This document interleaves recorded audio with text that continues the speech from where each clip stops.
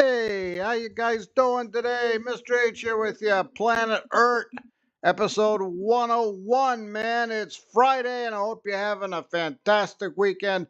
I know it just started, but hey, if you get off to a good start, chances are the rest will be okay. And if it doesn't get off to a good start, you got plenty of time to turn it around. All right, so today is the 12th, or as I say in Western PA, 12th. It's the 12th. Back on 12th of June, 1987. Ronald Reagan stood in front of the Berlin Wall. You see it behind him?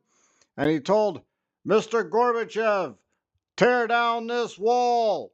Yep, today on the 12th day of June, he did that. It's really amazing someone would actually do this sort of thing, especially that close to the Berlin Wall. You never know there's a sniper there. I don't think I don't think there's any chance of a Soviet or East German sniper potting them there, but you never know. You don't take a chance like that. That might be some bulletproof glass behind them there, just in case. But hey, tear down that wall, and guess what? 2 years later, it came down. 2 years after that, no more Soviet Union. So I kind of think it was probably inevitable, regardless, if he asked him to tear the wall down or not. Anyway, it came down. Here's what it looked like, kind of at its height. You could tell which side is West Germany and which side is East Germany. Now, if a system builds a wall to keep people in, obviously it's not working. That's why this fascination with communism I've seen in academia lately is just mind-boggling. I mean, communism is the theory that promises everybody everything. If it was possible, everybody would be a communist. But it isn't, because there's only so many resources, right? Unlimited wants, limited resources. What can you do? And, they say, oh, well, communism will promise you that. It can promise you anything. But, I mean, it's not there. And somewhere along the way, you end up with death camps in the Berlin Wall. So, it seems like a failed ideology to me, man. Not getting political, just pointing out what's out there. Look at this thing. You can tell we're East Germany. You see that? Depressing looking building over there, the dark one, right over there, right here. So if you want to escape, can't just walk over the border like you can anywhere else. Well, you got to have a passport and everything, but it won't do any good here. One fence, two fence, wide open space. You get to this wall, you got to get over that thing, and then you're unemployed on this side. But anyway, point is, this is a monument to failure if I ever saw one. 140 people confirmed killed trying to escape. There are some other people. I think there's like 30 people died in accidents around the Berlin Wall. I'm not really sure how that turns out. Somehow, 8 East German soldiers died on duty. And this is not confirmed, but rumor has it 251 people died interrogated near the Berlin Wall because of the, shall we say, enthusiastic interrogation techniques of the East German Stasi at the time.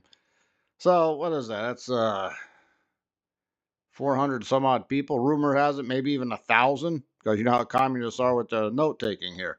So, yeah, it doesn't work. Exhibit A. Now, when the wall comes down in November of 1989, just imagine you're an East German soldier. You're like, what have I been guarding this wall for? What have I been shooting at people for? You see the guys right there. That's what they're wondering. And of course, you see the East German policemen there, border guards in green. I bet they're wondering too. Guess we're out of a job over here. I don't know. Yes, East German soldiers get ready to be introduced to the concept of unemployment. I didn't say capitalism was perfect. All right.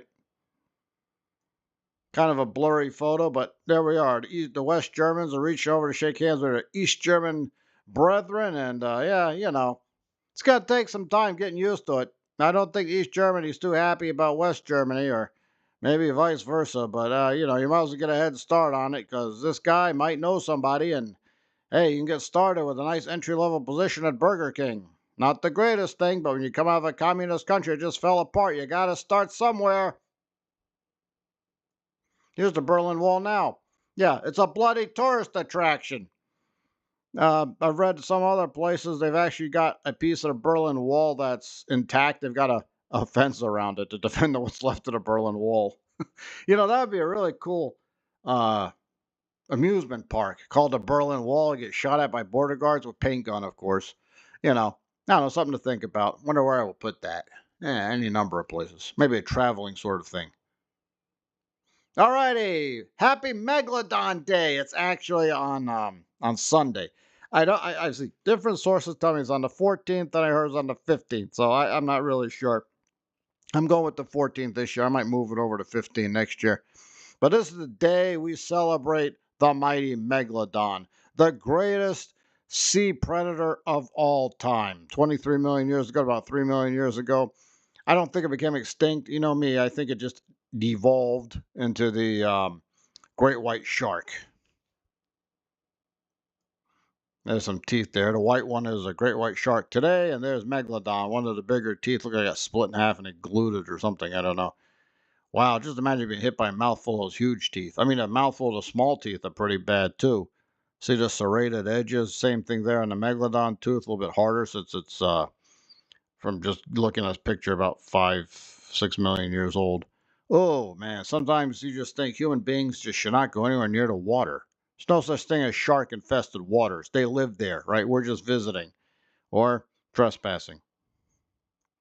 So, how do you celebrate Megalodon Day? Well, first of all, you get a paper shark hat, just like that, and you go to a restaurant and you eat fish, some kind of fish, any kind of fish, and you tell everybody around you the glory of Megalodon, the greatest shark of all time. Now, I'm living over here in the Western Interior Seaway here in North Dakota, and Megalodon wasn't here, but its ancestor, Cretaxorhino, was. So I figured close enough. So I'm going to pick some place, go eat some fish. Mrs. H will probably be totally embarrassed because I'm going to tell everybody around me what the Western Interior Seaway was, regale in the glory of Megalodon, and then pretend to swim around the restaurant and eat the fish. Okay, maybe I won't go swimming. Miss H probably won't let me do that, but maybe if she goes to the bathroom or she turns her head, hey, maybe we got a chance. All right, what's going on in football? We got United Bowl 2. Yeah, World Cup, never heard of it. yeah, America plays us 3 games and loses now by the end of it. Greece doesn't have a team. But we got the United Bowl, and it's an Audi Stadium in Washington, D.C. And guess who's playing? We got the hometown D.C. Defenders against the new guys, the Louisville Kings. Mr. H likes to know what uniforms people are wearing. Well, DC's got the higher slot, seed rank, whatever you want to call it, so they get to be the home team. And they're also the actual home team because in their home stadium. So is that going to give them an advantage? Probably. How is this going to turn out? I'm going to go with DC on this one. I hope there's a big crowd. I hope everybody comes out to see them. Come on, man. The home team has made it to the championship and they're playing in a home stadium. There is no excuse not to have a sellout crowd or at least close to it. On the other side, Louisville. The Louisville Kings, they don't wear white. They wear silver on the road. This is a new team. And they did pretty well. They start off kind of rough and then turned it loose at the end. And here they are in a championship game, one victory away from a championship. How's it going to turn out? Who knows with these things, man? They're unpredictable. But I'm thinking probably DC is going to win it. And my prediction is 24-20. That's what I'm going to go with. Now, you know they got 2-point and 3-point conversions. I mean, it was kind of crazy score here. But I'm going to run with that. I'm going with DC.